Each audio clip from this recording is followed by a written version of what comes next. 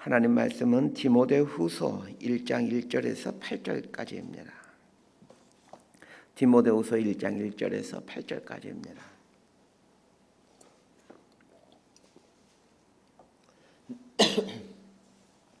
제가 먼저 읽겠습니다. 하나님의 뜻으로 말미암아 그리스도 예수 안에 있는 생명의 약속대로 그리스도 예수의 사도된 바울은 사랑하는 아들 디모데에게 편지하노니 하나님 아버지와 그리스도 예수 우리 주께로부터 은혜와 긍휼과 평강이 내게 있을지어다. 내가 밤낮 간구하는 가운데 쉬지 않고 너를 생각하여 청결한 양심으로 조상적부터 섬겨오는 하나님께 감사하고 내 눈물을 생각하여 너 보기를 원함은 내 기쁨이 가득하게 하려 함이니 이는 내 속에 거짓이 없는 믿음이 있음을 생각함이라. 이 믿음은 먼저 내 외조모 로이스와 내 어머니 유니게 속에 있더니 내 속에도 있는 줄을 확신하노라. 그러므로 내가 나의 안수함으로 내 속에 있는 하나님의 은사를 다시 불릴 듯하게 하기 위하여 너로 생각하게 하노니 7절과 8절 함께 읽습니다. 하나님이 우리에게 주신 것은 두려워하는 마음이 아니요 오직 능력과 사랑과 절제하는 마음이니 그러므로 너는 내가 우리 주를 증언함과 또는 주를 위하여 갇힌 자된 나를 부끄러워하지 말고 오직 하나님의 능력을 따라 복음과 함께 고난을 받으라. 아멘. 디모데후서를 오늘 아침부터 며칠 동안 다루게 될 텐데 이 디모데후서는 바울의 편지 중에 가장 나중에 기록된 편지이고 바울이 순교하기 직전에 쓰여진 편지로 알려져 있습니다. 죽음이 가까이 왔다라는 것을 감지한 상태에서 이제 이 디모데후서라는 편지를 쓰고 있습니다. 먼저 디모데후서에 대한 개략적인 배경 설명을 하는 게 좋을 것 같습니다. 디모데후서는 이 바울이 로마의 감옥에 갇혀 있으면서 죽음이 가까이 왔구나라는 걸 느끼면서 디모데에게 보내는 편지입니다. 이 바울이 로마 감옥에 갇히게 되었다는 것은 사실 사도행전 끝부분에 등장하고 있습니다. 얼핏 보면 이 사도행전 끝부분에서 감옥에 갇혀 있다가 얼마 후에 순교하게 되었을 것이다 라는 생각이 들지만 학자들은 이에 동의하지 않습니다. 사도행전 28장 30절을 보면 바울이 예루살렘에서 붙잡히죠. 그리고 예루살렘에 있는 총독의 또 재판을 받고 그러다가 한 2년 이상을 걸려서 로마에 이제 가게 됩니다. 그런데 로마에 가서 재판을 받기 위해 만 2년 동안 셋집에 머물렀다라는 이야기로 사도행전이 끝이 나게 됩니다. 제가 그 부분을 읽어드리겠습니다. 바울이 온 이태를 자기 셋집에 머물면서 자기에게 오는 사람들을 다 영접하고 사도행전 끝부분에서 이제 로마 황제에게 재판받기 위해 로마로 압송당하게 되는데 이 재판을 받기 위해 만 2년을 셋집에서 머무르게 되었다라는 기사를 사도행전이 전해주고 있습니다. 여기에 등장하는 셋집은 어느 정도 자유가 보장된 가택 연금 상태라고 보시면 됩니다. 사도행전은 바울이 만 2년 동안 셋집에 머물렀다라는 기사만 전해주고 그 이후의 사건에 대해서는 언급하지 않습니다. 학자들에 의하면 만 2년 동안 셋집에 머물다가 풀려나게 된 바울은 그 이후에 복음을 전하다가 몇 년 후에 다시 붙잡혀 로마 감옥에 수감되고 그 후에 처형을 당했다라고 보고 있습니다. 만 2년 동안의 셋집에서의 생활을 끝낸 후 스페인까지 가서 복음을 전하다가 로마에 와서 붙잡혔다라는 설도 있고 로마에서 복음을 전하다가 붙잡혔다라는 설도 있습니다. 바울이 다시 붙잡혀 감옥에 갇힌 채를 구분하기 쉽게 2차 투옥이라고 부르곤 합니다. 바울은 2차 투옥 때 이제 순교하게 됩니다. 바울이 순교한 때는 기원주 후 60년대 후반, 정확히 말하면 66년으로 알려져 있습니다. 이때 로마 황제가 그 악독하기로 유명한 네로 황제입니다. 네로 황제는 기독교인들을 무자비하게 처형한 사람으로 잘 알려져 있습니다. 네로 황제와 관련한 아주 중요한 역사적 사건이 있지요. 네로가 로마시에 불을 지르고는 이 방화의 범인을 기독교인들로 지목하여 많은 기독교인들을 죽이는 사건이 이 네로 황제 때 네로 황제가 집권할 때 이 사건이 일어나게 되죠. 이때 바울도 순교했다라고 전해지고 있습니다. 이 디모데후서는 네로 황제 때 이제 이 바울이 감옥에 갇힌 상태에서 자신의 죽음이 가까이 왔다라는 것을 감지한 상태에서 쓰고 있는 편지입니다. 자, 오늘 본문 1절과 2절 말씀 함께 읽도록 합니다. 시작. 하나님의 뜻으로 말미암아 그리스도 예수 안에 있는 생명의 약속대로 그리스도 예수의 사도된 바울은 사랑하는 아들 디모데에게 편지하노니 하나님 아버지와 그리스도 예수 우리 주께로부터 은혜와 긍휼과 평강이 내게 있을지어다.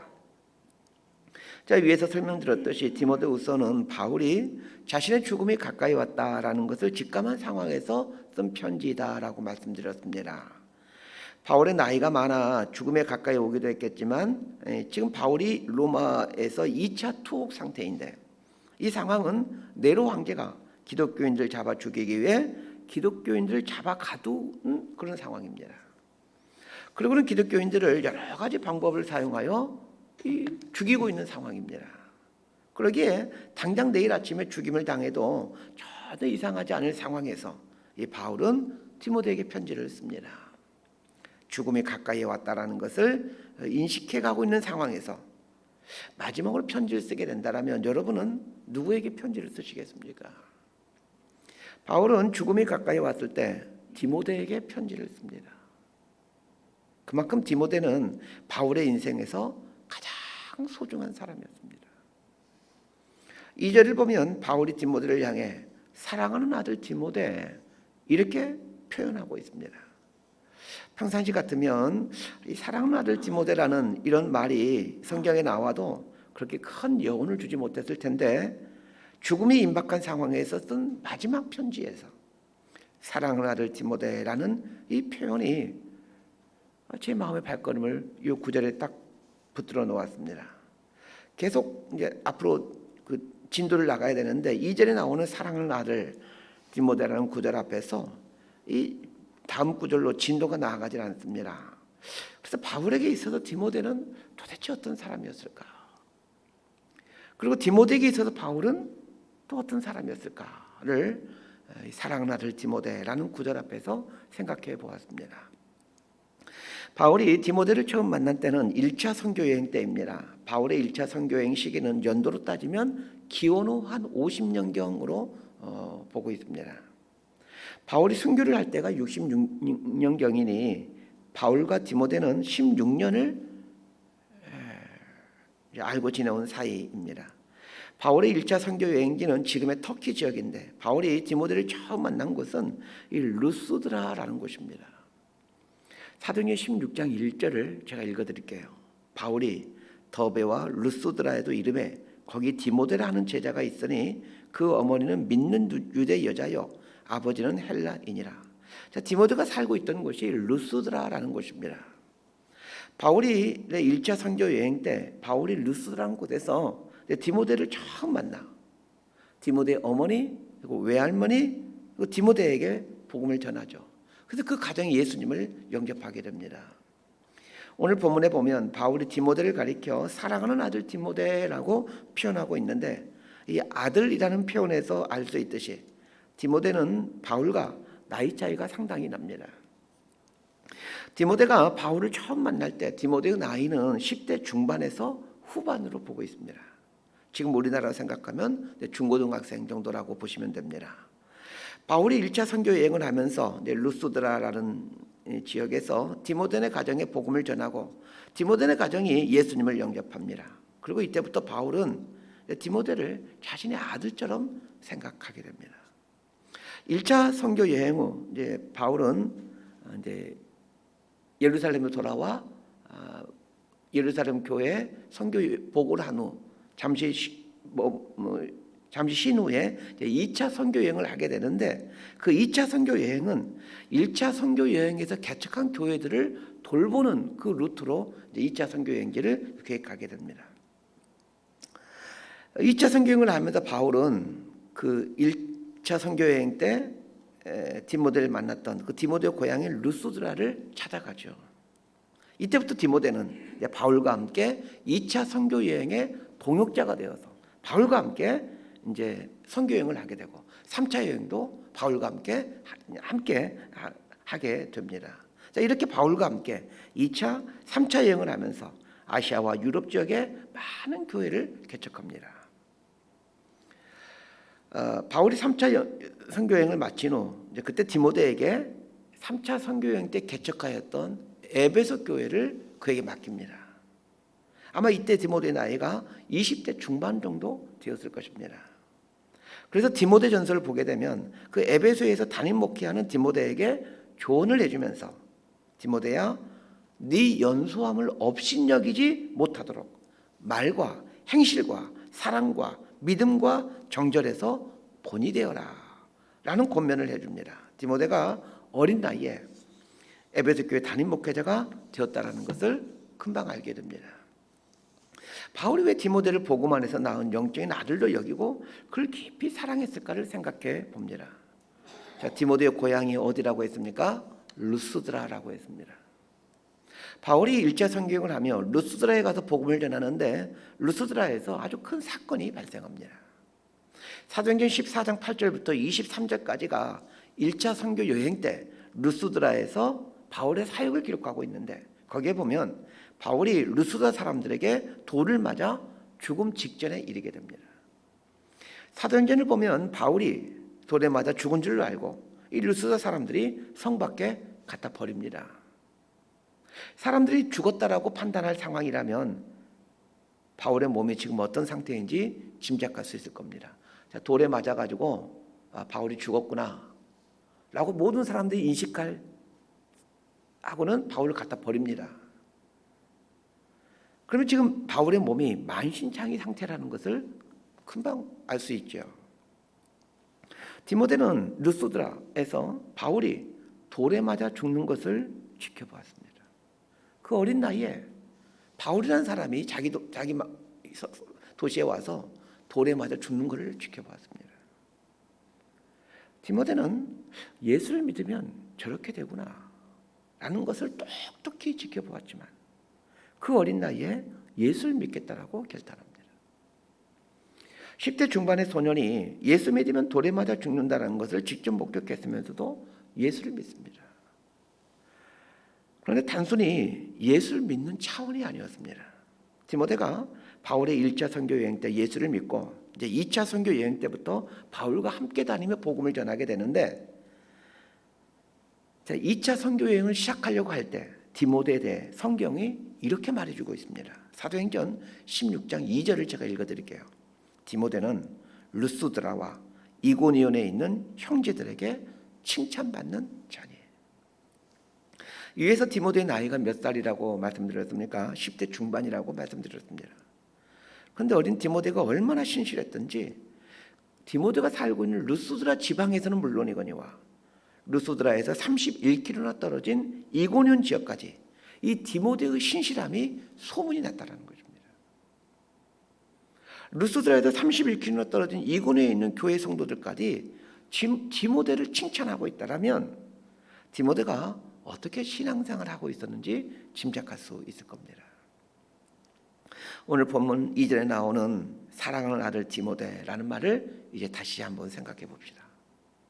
지난 16년간 디모데가 한결같이 바울의 동역자가 되어 믿음의 길을 걸어왔기에 바울은 디모데를 가리켜 사랑하는 아들 디모데 이렇게 부르고 있습니다. 이 표현을 보면서 우리 또한 한결같이 믿음의 길을 걸어간다라면 우리 주님께서 우리를 향하여 사랑하는 아들이라는 영광스러운 이름을 붙여주신다는 것을 알게 됩니다. 한번 상상해 보십시다. 예수님으로부터 사랑하는 아들이라는 말을 듣는다라면 이보다 더 행복한 일이 어디 있겠습니까? 그래서 저는 2절에 사랑하는 아들 디모데라는 말을 보면서 이후에 어떤 삶을 살아야 할지를 생각해 봅니다. 10대 중반의 바울을 통해 예수를 믿게 된 이후부터 한결같이 예수의 길을 걸어갔기에 기독교 역사에서 가장 위대한 사도로 추앙받는 사도 바울로부터 사랑하는 아들 디모데라는 영광스러운 칭호를 받은 것처럼 우리 역시 한결같이 주님의 길을 걸어간다면 우리 예수님으로부터 사랑의 아들이라는 영광스러운 칭호를 받지 않겠습니까? 자, 3절에서 5절까지 말씀 함께 읽습니다. 시작. 내가 밤낮 간구하는 가운데 쉬지 않고 너를 생각하여 청결한 양심으로 조상적부터 섬겨오는 하나님께 감사하고 내 눈물을 생각하여 너 보기를 원함은 내 기쁨이 가득하게 하려 함이니 이는 내 속에 거짓이 없는 믿음이 있음을 생각함이라. 이 믿음은 먼저 내 외조모 로이스와 내 어머니 유니게 속에 있더니 내 속에도 있는 줄을 확신하노라. 바울은 죽음을 앞두고 복음 안에서 낳은 아들 디모데를 생각하며 편지를 씁니다. 그리고 디모데를 위해 계속 중보기도 합니다. 디모데를 향한 바울의 기도를 보면 디모데가 어떤 사람인지 짐작할 수 있습니다. 3절 중반에 보면 청결한 양심이라는 말이 나옵니다. 디모데가 청결한 양심을 갖고 있는 사람이었다는 얘기입니다. 신앙과 관련하여 고민하는 몇 가지 주제가 있는데 그 중에 하나가 신앙과 양심의 상관관계입니다. 조금 쉽게 풀이하면 신앙이 들어오게 되면, 즉 예수를 믿게 되면 우리의 양심은 선하게 되는가? 라는 주제입니다. 이 부분을 제가 왜 고민하겠습니까? 신자들의 삶을 보면서 회의가 들기 때문입니다. 신앙이 들어오면 양심이 청결케 되는데 신앙을 가졌다 하지만 양심이 전혀 새로워지지 않는 사람들이 있기 때문입니다. 그래서 이 주제를 깊이 고민해 보게 됩니다. 신앙이 들어오게 되면 양심은 당연히 청결해져야 합니다. 디모데의 삶이 분명하게 말해주고 있습니다. 예수를 믿게 되자 디모데의 양심이 청결해지게 되었습니다. 디모데의 두 번째 특징은 눈물의 사람이라는 겁니다. 4절을 보십시오. 네 눈물을 생각하여 라고 말하고 있습니다. 디모데는 눈물이 많은 사람입니다. 바울에게는 디모데가 어떤 사람으로 기억됩니까? 끊임없이 눈물을 흘리는 사람으로 기억되고 있습니다. 그러면 디모데는 왜 눈물이 많은 사람일까요? 여러 가지 이유가 있을 겁니다. 사람들이 예수 믿지 않는 걸 인하여 눈물을 흘렸을 수 있을 겁니다. 고향 루스드라에 두고 온 외할머니 로이스와 어머니 유니게를 생각하며 눈물을 흘렸을 수 있을 것입니다. 사도행전을 보게 되면 그 아버지가 헬라인인데 아마 아버지가 일찍 돌아가신 것으로 그런 뉘앙스로 사도행전에 비춰주고 있습니다. 그래서 아버지가 없는데 외할머니와 어머니가 둘이 살고 있는 그곳에 늘 마음이 걸릴 수밖에 없지 않겠습니까? 그래서 어머니 유니게와 외할머니 로이스를 생각하며 눈물을 흘렸을 수 있을 겁니다. 그러나 디모데의 눈에서 눈물을 멈추지 않게 했던 것은 그가 목회하고 있는 에베소 교회 성도들 때문일 겁니다. 디모데가 에베소 교회를 목회하면서 흘렸던 눈물을 바울은 기억하면서 디모데의 눈물을 생각한다 라고 말하고 있습니다. 우리 역시 눈물의 사람이 되기를 바랍니다. 섬기는 교회를 위해 눈물의 사람이 될 수 있기를 바랍니다. 디모데의 세 번째 특징은 거짓이 없는 믿음입니다. 거짓이 없는 믿음이란 말을 깊이 생각해 보면 거짓이 있는 믿음도 있다는 것을 알게 됩니다. 거짓이 없는 믿음이란 다른 게 아닙니다. 말하는 것과 사는 것이 같은 것을 말합니다. 반면에 거짓이 있는 믿음이란 말하는 것과 사는 것이 다른 것을 말합니다. 자, 6절에서 8절까지 말씀 함께 봅니다. 시작. 그러므로 내가 나의 안수함으로 내 속에 있는 하나님의 은사를 다시 불릴 듯하게 하기 위하여 너로 생각하게 하노니 하나님이 우리에게 주신 것은 두려워하는 마음이 아니요 오직 능력과 사랑과 절제하는 마음이니 그러므로 너는 내가 우리 주를 증언함과 또는 주를 위하여 갇힌 자된 나를 부끄러워하지 말고 오직 하나님의 능력을 따라 복음과 함께 고난을 받으라. 바울은 디모데에게 매일 디모데를 위해 기도하고 있다라는 말을 하면서 결론과 같은 말을 합니다. 자, 8절 말씀이 디모데에게 이제 마지막으로 부탁하고 싶은 결론과 같은 말입니다. 갇힌 자된 나를 부끄러워하지 말고 오직 복음과 함께 고난을 받으라 라는 말이 디모데에게 해주는 결론의 말입니다. 쉽게 풀이하면 이런 말입니다. 이제 바울은 자기가 감옥에 갇혀 있다 참수형을 당하게 된다는 걸 곧 알고 있습니다. 아들 디모데 입장에서는 바울이 죽은 후 어떤 생각을 하며 살겠습니까? 내 영적인 아버지인 바울이 아주 비참하게 죽음을 당했다라는 그 생각 속에서 남은 인생을 살아갈 것입니다. 그러게 바울은 얘기하는 겁니다. 갇힌 자된 나를 부끄러워하지 말아라. 내가 이렇게 비참하게 참수형을 당한다 하더라도 나에 대해서 마음 아파하지 말아라. 이런 의미입니다. 바울에게 있어서 디모데는 영적인 아들입니다. 사실 바울은 결혼을 하지 않았기에 자녀가 없죠. 디모데가 어쩌면 육적인 아들이면서 동시에 영적인 아들입니다. 더군다나 디모데는 그 아버지가 일찍 돌아가신 걸로 보여주고 있습니다. 그래서 아들처럼 생각하며 디모데를 양육해 왔습니다. 자, 그런데 디모데에게 해주는 말을 한번 보십시오. 복음과 함께 고난을 받으라 라는 이 말로 그 디모데에게 보내는 마지막 편지의 핵심 결론과 같은 말로 이 말을 해주고 있습니다.